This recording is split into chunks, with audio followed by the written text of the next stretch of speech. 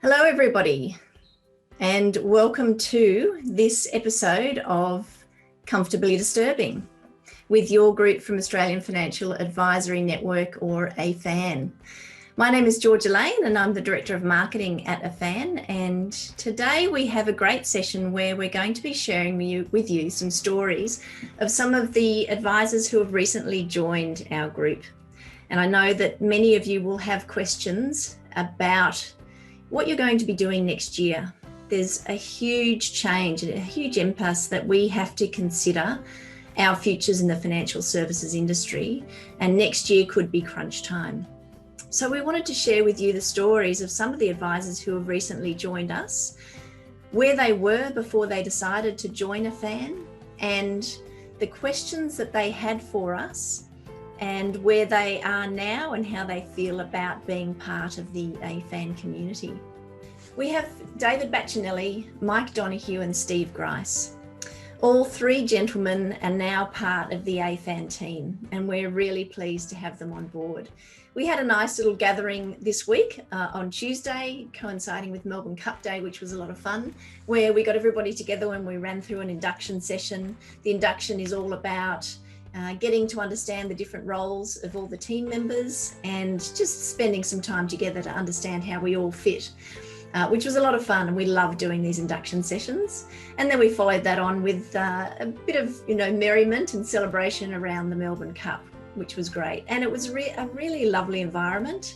We all just enjoyed being together, having a bit of a laugh, bit of a chat, and catching up on what our areas of expertise are.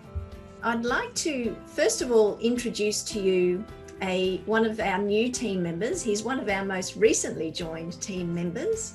His name is Stephen Grice. Hey, Georgia. Hey, Steve. How are you? Good, thanks. How are you? Very well, thank you. So for people who don't know Steve, Steve has been in the financial services industry since 2002. Is that correct, Steve? That's right. And you spent some time with Millennium 3, which is where you met David Baccinelli, who's one of our other fellows we'll be chatting with today. That's right, exactly. And since then, I've still been a one-man practitioner, but I really enjoyed risk, always have. Over the years, had lots of claims, mainly trauma claims and IP claims, but I really enjoy helping people. And if those people hadn't had insurance, they would have been far worse off financially and emotionally if they hadn't had the money to support them through those dark times. You're speaking our language. So Steve, perhaps for everybody, if you could describe the situation that you were in, where your business was at when you started considering, what your future was going to look like, and what your options were. Well, obviously it all turns with FASIA, with the exam, and I decided straight away that I would do the exam as soon as I could, because I wanted to keep being a practitioner until at least the end of 2025. So I did the exam last year. Amazingly, I passed, and I think Craig has said in earlier presentations that you do have to study for it. It's not easy, but I managed to get through it, which was great. I still have to continue to do other studies if I want to remain in the industry after 2025, and I'm still working out whether I'm going to do that or not. I probably will do it, but I haven't worked that out. But the reason I came to AFAN was I noticed you guys promoting or discussing your concept of specialists and I suppose a network of trusted advisors in specialist areas, and that appealed to me because as a one-man band it's quite a lonely road. David he would agree when you talk to him. Often he and I would talk about things. We run our own businesses, but it's nice to be able to bounce ideas off people, and AFAN kind of appealed to me in that way. Yeah, so true. There's so many people out there who are in a similar position, even prior to COVID, where we've been forced to work from home or on our own. It's a huge thing, isn't it, Steve? Have you been part of larger teams? And look, I've had some ad hoc relationships with accountants and some general insurance brokers, and they've been helpful, and it's good to bounce things. But when you're talking to people who do what we do, and obviously with my dealer group Synchron, you have associations with your friends there and your BDM and whatever, and you can talk about things. But it's just nice to be part of if I can use that often used word, but it's so true, family.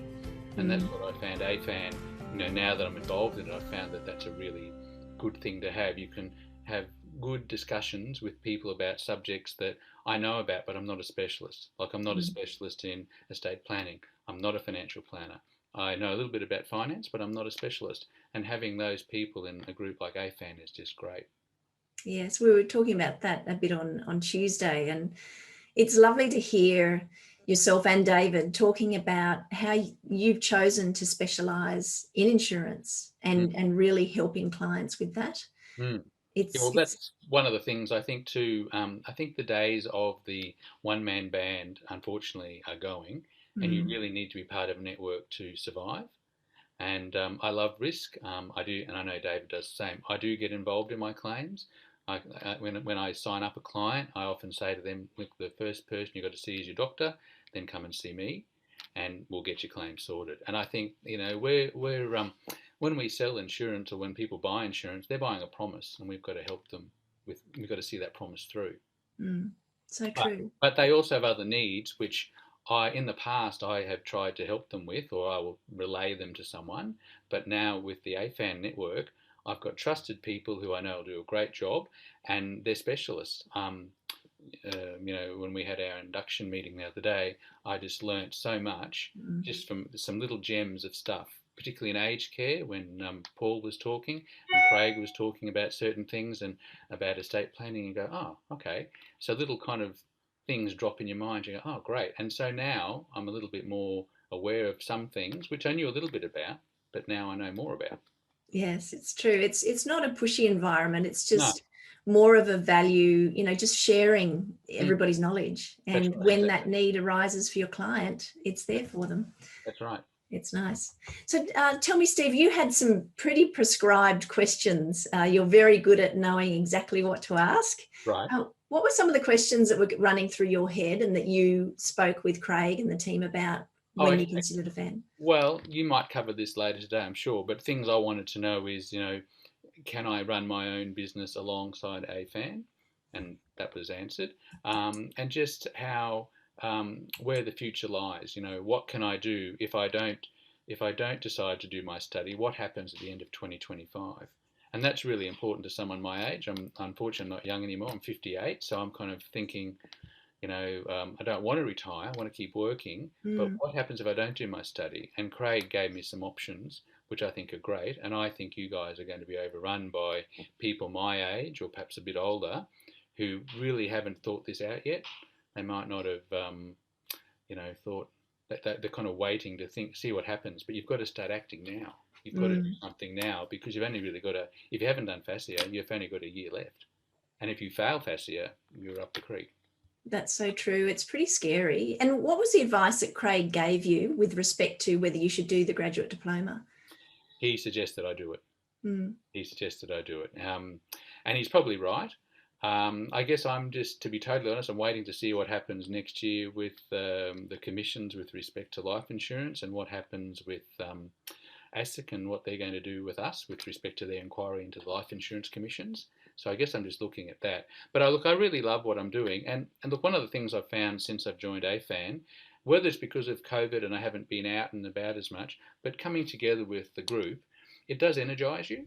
It mm. makes you more like, you can, when you work on your own and you perhaps closeted away, you can get a little bit, I won't say down, but you can get a little bit negative. And I think talking to other people, um, like the group at AFAN, I've become more energised in the last week because I'm thinking of opportunities and more scope than I had in the past. That's great. That's a good outcome. It's Fantastic outcome. yeah, so important. Mm. Um, we've actually got a question actually from an anonymous attendee. They say, Steve, licensee fees, professional indemnity premiums, etc., are constantly increasing, and it's getting harder and more expensive to provide risk advice. What concerns did you have as a single practitioner in regards to all of the price increases?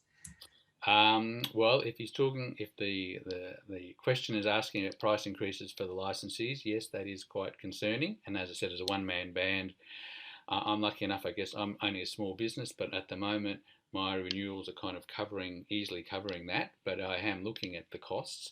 But Yeah, that is a big concern. And I Mm. just suppose I want to, joining AFAN actually gives me more opportunity to perhaps increase my business because I can refer clients to the AFAN network and hopefully increase some revenue there. But also, too, perhaps there could be clients through AFAN that I can assist that I'm not assisting at the moment. Mm, so true.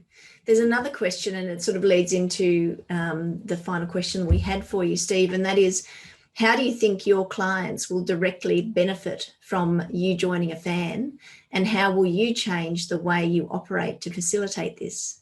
Okay, well, actually, through your services, through your marketing, I'm looking to become more proactive in that.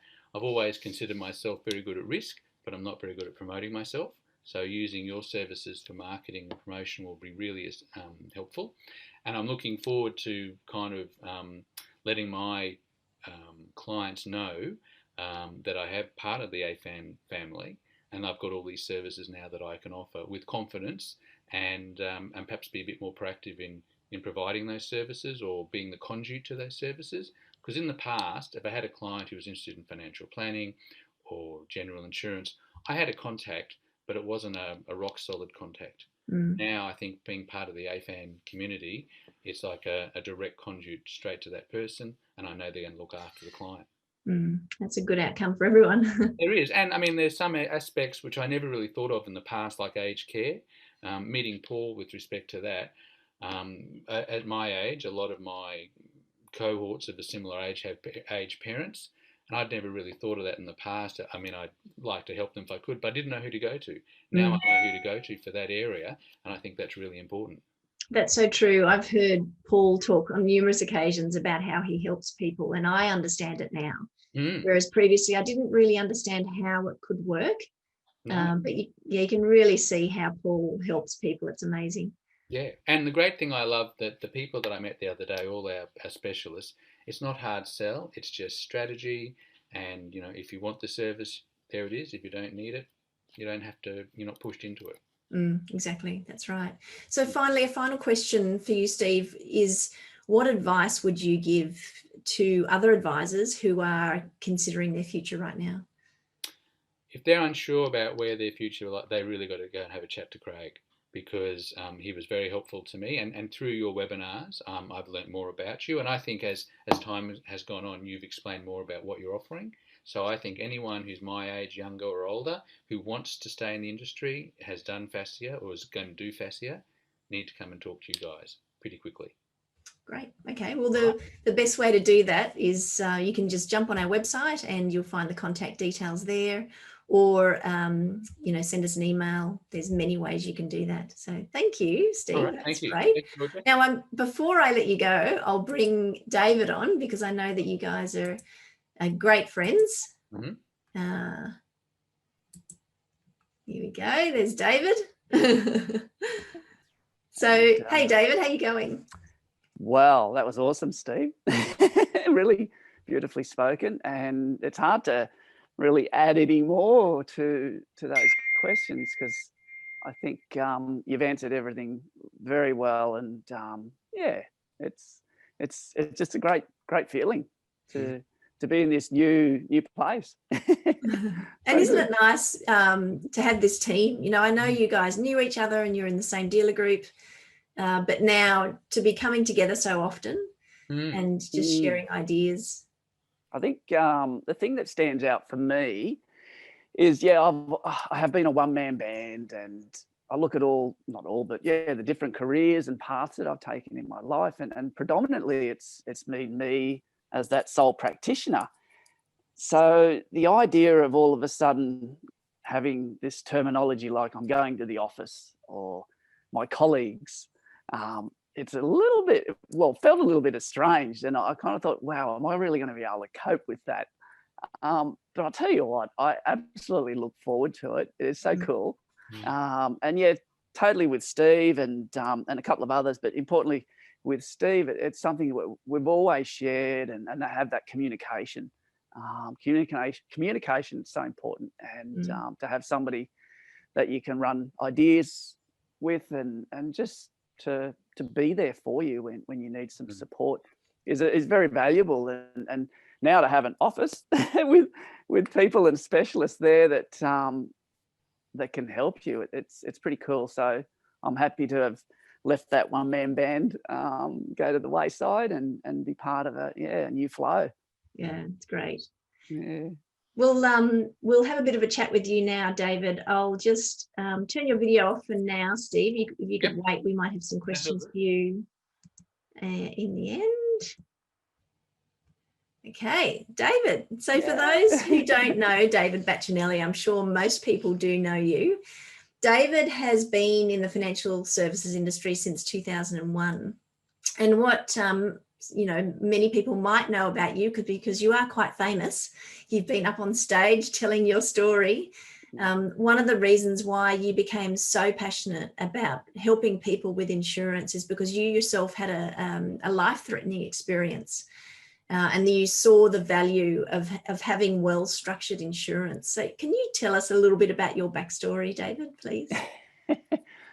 Well, interesting enough, my first encounter with insurance was in a barber shop, and I was cutting someone's hair that rocked up, and this is in the late 70s, and suggested I get this thing called superannuation. And at that point, it wasn't compulsory, and I sort of thought that's a good idea, and so I put in place this superannuation. And I think the next year, another gentleman came in and discussed to me about the importance of life insurance and this plan that you can cash this policy in the whole of life, basically. And so my first introduction to insurance was way back then. And thankfully, my road led me to put in place some income protection. And certainly without going into the nice gory details in the story, which is beautiful to share, I did actually have to use that income protection with a life-threatening accident in 1993, which sort of knocked me. And for having that in place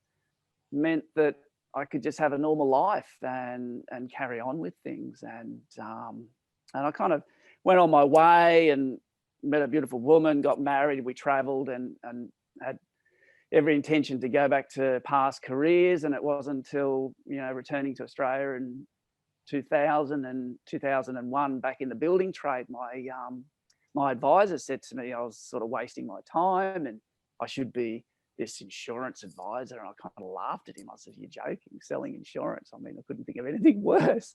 And he says, "Well, it's a great opportunity." He says, "You've got a good story." And of course, GST was coming in at that point, so things were a bit tough. And I kind of figured, well, hey, what the hell, I'll give it a go. So I went and did my induction with M3 late in 2001. And my first two clients were people I worked with on the building side. And back then I used to just walk around building sites and say good day to people and hand out cards and gradually build the business up. But what was apparent was that when I had my first claim, that, wow, this is more than just selling insurance. This is actually helping people.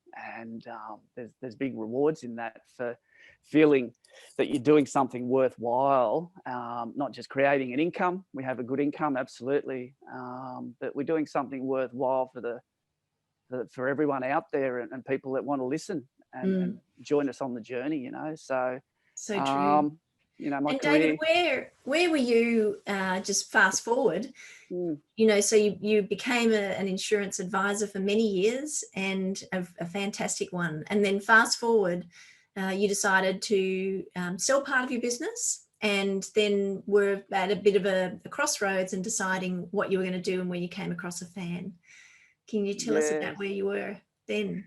Well, I think somewhere inside, ever since listening to Bernie Ripoll with a big group of advisors back in 2009, and he said, there's change coming, but he says, we're going to put you riskies to the side. We're not worried about you guys. But there's something there that said, no, it's going to happen. And I was always wanting to be proactive rather than reactive, and always thinking, what am I going to do? And yes, I kind of figured, well, one way would be maybe selling my business, even if I can work in a situation of consulting back to those clients within that organisation. And sometimes not always that works out. And as it did, that wasn't the pathway. And I hung on to a nice parcel of clients that I felt I still need to do something here with these clients. And continue where I'm heading. And obviously I received that email from yourselves early in the year, and that struck a chord with me, you know.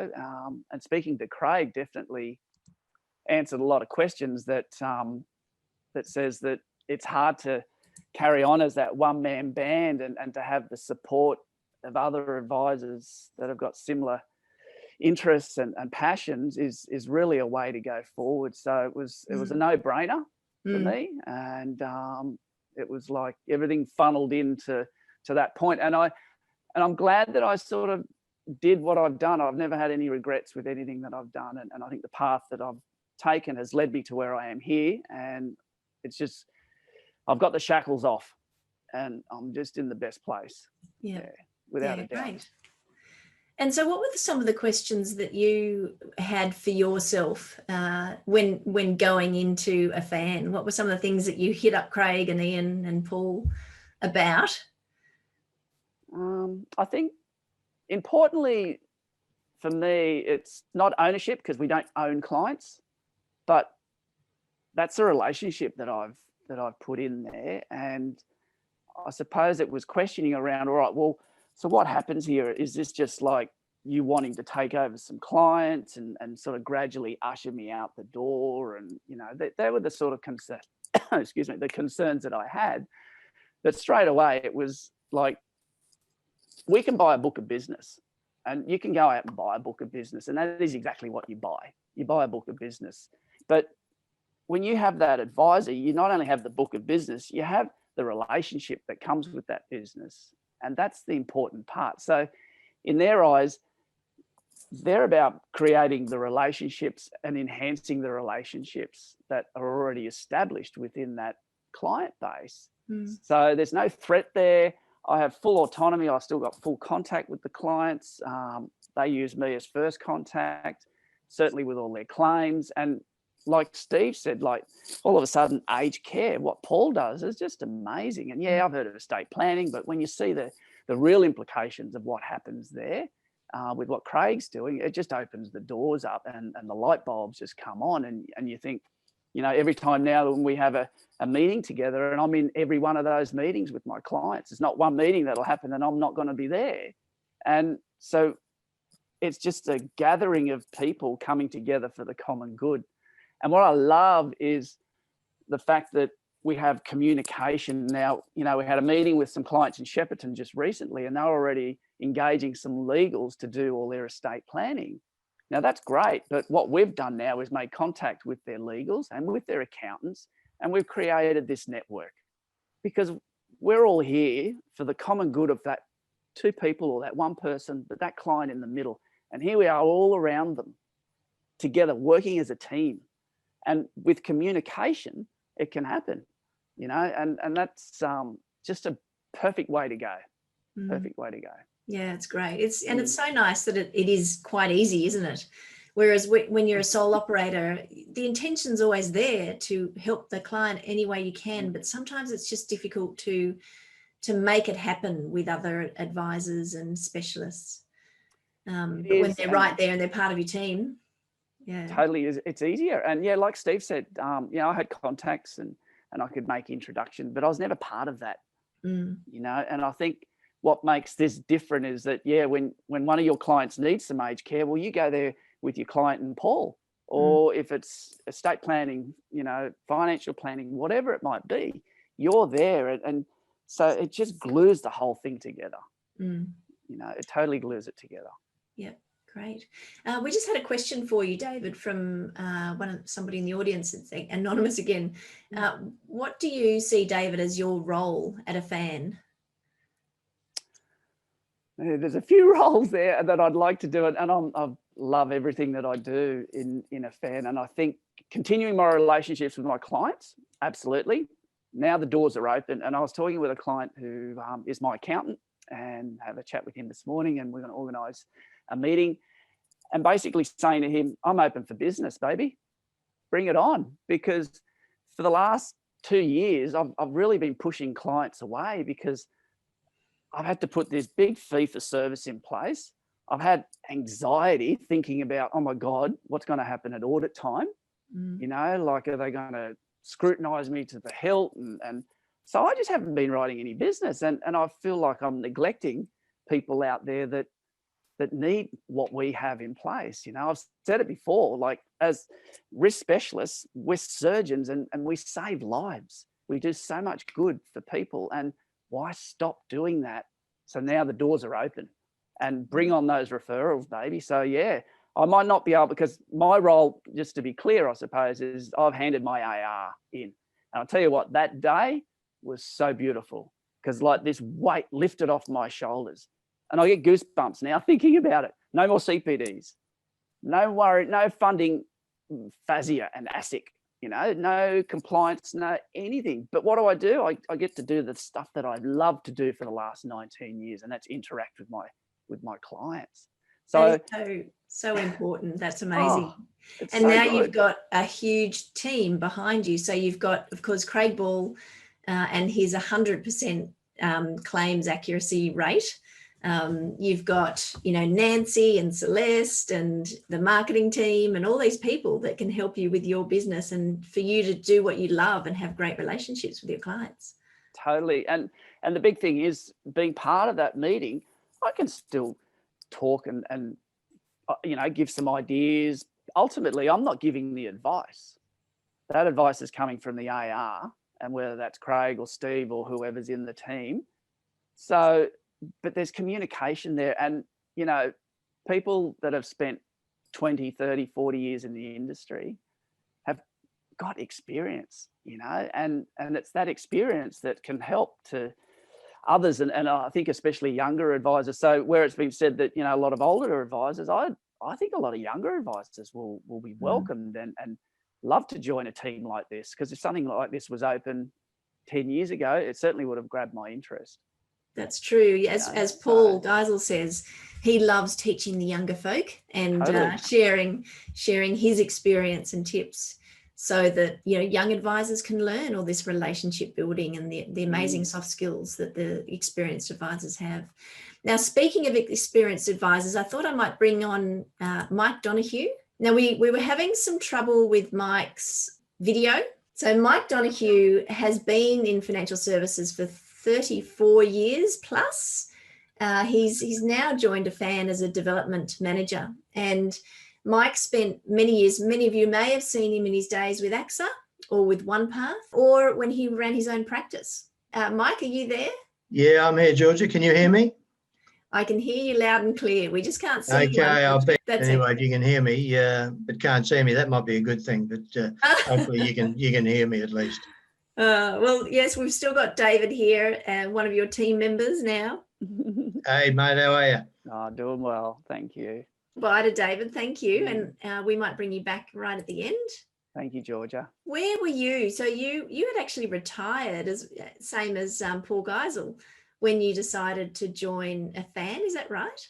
Yeah, well, I didn't want to actually retire, Georgia, but as many as those are participating this morning, I was a risk BDM for 26, 27 years. And I bought one of my advisors' businesses out at Aspley. He was based at Aspley, and he'd been unwell at the time, and in fact to this day is still on claim with an ING lifetime income protection benefit. But so I bought his business back in October 2010, so just over 10 years ago. We operated quite successfully. Royal Commission turned up, and I made the conscious decision last year. Before that, though, I did have a conversation with Craig Ball about the AFAN offer. And as you know, Georgia, it wasn't quite up and running early part of 2019. I elected to sell the business. I made a conscious decision that at 66 years of age, I wasn't going to do the exam. And even if I had passed it, I then elected and made the decision that I wasn't going to do the degree. I put the business on the market. I had some average offers. In the end, I had to work at it, but I got quite a reasonable offer, I felt. And the other factor was I didn't want to be back last year in 2019 trying to sell the business around now or a bit earlier and competing with a lot of other advisors.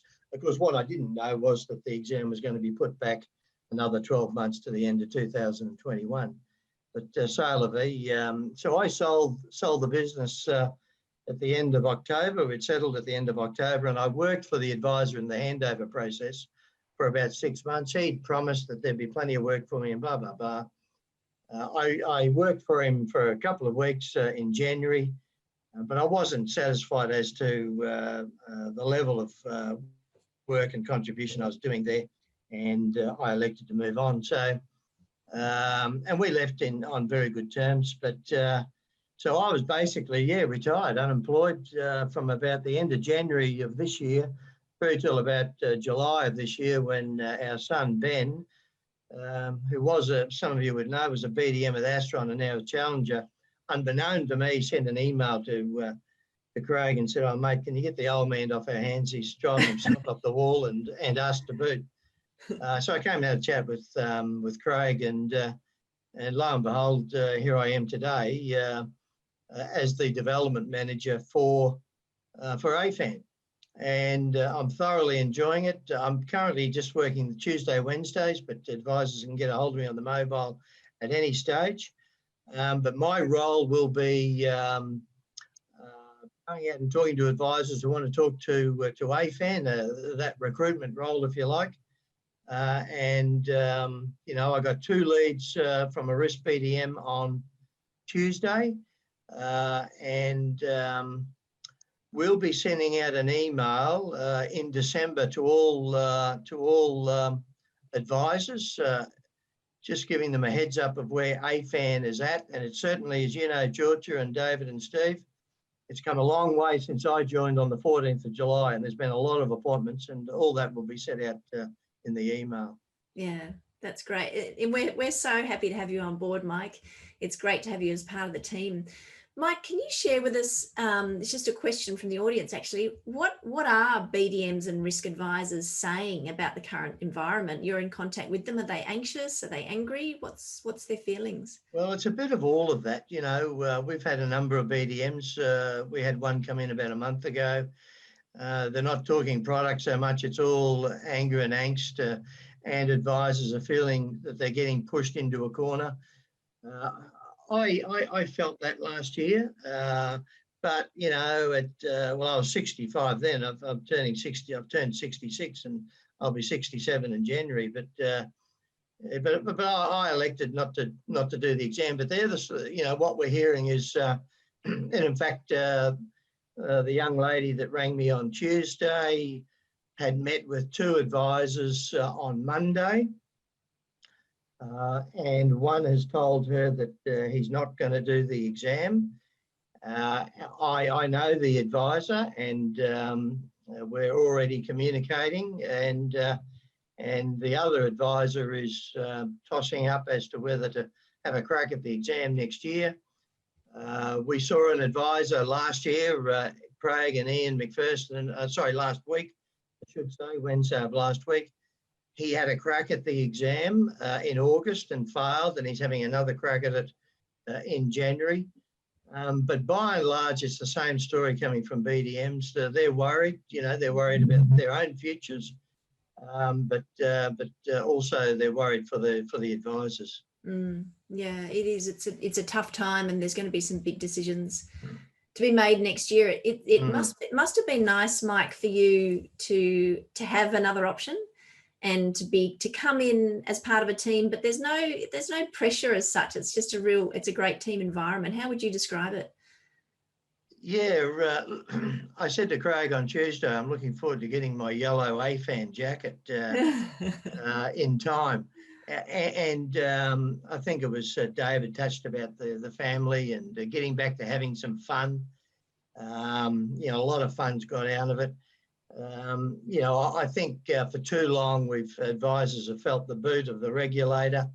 If you have a look at the AFAN website, it's about having some fun, but also we hold the view that it's not about getting a degree or have to get out. This option that if I was selling the business now or doing a deal now, I would certainly have looked at AFAN for sure. The deal's very good. The remuneration's very good. As David has pointed out, and Steve, you get to maintain the relationship with your advisors. You project manage the relationship between you and the client and AFAN. And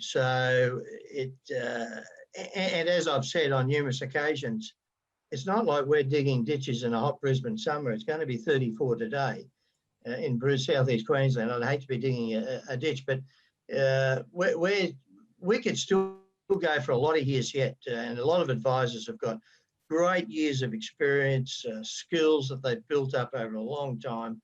But the key is their relationship that they maintain with the client. So, and I'm sure Dave and Steve would agree with me around the remuneration that goes back to the advisor. And as David's pointed out, you hand in your authority, and the only thing you can't do is say in a statement of advice, I recommend that you do this or do that. But in all other respects, you're maintaining the relationship. Great. Well, that's great, great information. What would you, just a final question before I will bring David and Steve back in, because I've got a general question for everyone. What would you say to advisors who are thinking, what they're going to do next year? What would be your advice, Mike? Yeah, well, look, there's certainly no pressure from us. We're going to be sending out an email in December, and we want advisors to think about it over the Christmas break, have a chat to the family, come back in the new year, and come in, by all means, give us a call. Give me a call or give Craig a call. We'll be happy, to catch up at any stage and to give you a heads up on the AFAN arrangement. The deal is very good, as I said, from a remuneration perspective. I think I got a bit lucky actually in selling it last year when you see some of the values coming in now. But by all means, look, cost nothing to make a phone call and for us to have a chat. So happy to do that. So true. It's nice to have another option rather than get a degree or get out. Yeah, exactly. Yeah. Well, let me just ask David and Steve to join us again. Hey, guys. Hey, Georgia. And we just had a general question from the audience. The Shadow Finance Minister recently said that if elected, they will get rid of risk trailing commissions. Proposed changes to FASIA Standard 4 are suggesting the same. This will cause business valuations to plummet. Any advice to advisors when this happens? That's a big question. Well, I kind of have accepted that that's going to happen, or possibly going to happen. And that was one of the reasons, I suppose, for joining AFAN, is that if I've kind of realised that at the very best, my business is probably going to be worth 1 times my renewals. If it goes to no commission, I don't know how they'll value a business. Maybe there'll be a little bit of grandfathering for a year or two. I don't know. But joining AFAN, I think, gives me the scope to do, if I decide to, surrender my AR, but continue to work with my clients through the AFAN network. That's my strategy. And I think that's the way to go for someone like myself. And I think a lot of riskies will probably be in the same boat, because people will be wondering how they're going to write business if there are fees, because I'm still not sure if that's going to work. We'll just have to see what happens in the wash-up. Yep. Yes. Oh, look, I think valuations have plummeted already. We know that. We can see that, absolutely. And if commissions go, trailing commissions, maybe I also heard the option that it might be like an opt-in scenario, in which case I think, it all comes back to how is your relationship with that client. If you've got good connection, good communication with those clients, they're going to opt in. So realistically, I can't see that would be an issue. Certainly, if there's a lot of clients there that there is no relationship, well, it's possibly going to drop off. And rather than the old 80-20, have that 20% that's valuable and really foster that 20% that's going to be there with you, and you can build on that. So yeah, look, I think we'll always keep moving forwards. I believe what we do is very important, and the landscape has certainly changed. So the way we do things is totally different. The way we're going to be remunerated is totally different. But we have plenty of work still to do, and we have plenty of people out there that are still needing our help. So I don't see why this is going to stop us. So true. So many Australians that do need excellent insurance advice and financial advice. Yep. Mike, did you want to add to that before we finish off?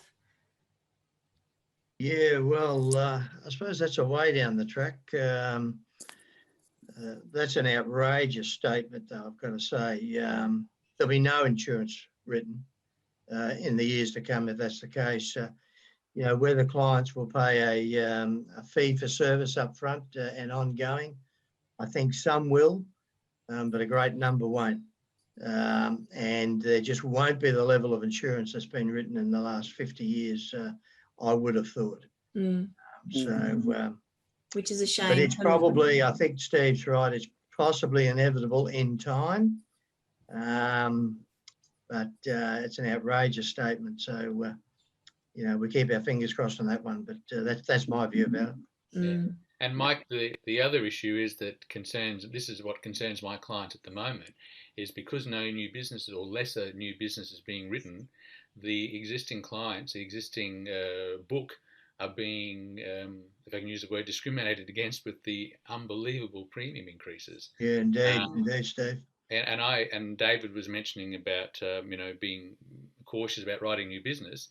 Not only that, I don't know if other advisors are in the same boat, but the last 6 months or so, I've spent most of my time retaining my clients, trying to keep them on the books, because companies have had 35%, 30%, 20%, 18% increases in income protection premiums. I spend most of my time just trying to keep my clients on the books. So, we've got a lot of different issues to consider, and best interest, I want to keep my clients insured, and I've got to do the right thing by my compliance, but it's getting very tough. Yeah, and very tough, and so much work is done at claim time. That's exactly right. And I don't charge for claims. I know David doesn't charge for claims either. As far as I'm concerned, it is time consuming, but that's again the promise that we give our clients when we start out, when they buy the insurance. 100%. Well, that's great, guys. We are out of time now. There's no further questions coming through, but I just wanted to say thank you so much for giving up your time and sharing your stories. Thank you, Georgia. It's wonderful to have you as part of the team. Thank you. Yeah. Thanks, Georgia. Thanks, guys. And before we say goodbye, we're not doing any more webinars for the rest of the year. We're going to take a bit of time off. But as Mike said, we will continue to communicate. We're still here. We'd love to hear from you if you've got any questions. But if not, have a safe Christmas and New Year. Thank you, everybody. Thank you. Thanks, guys. Thank you.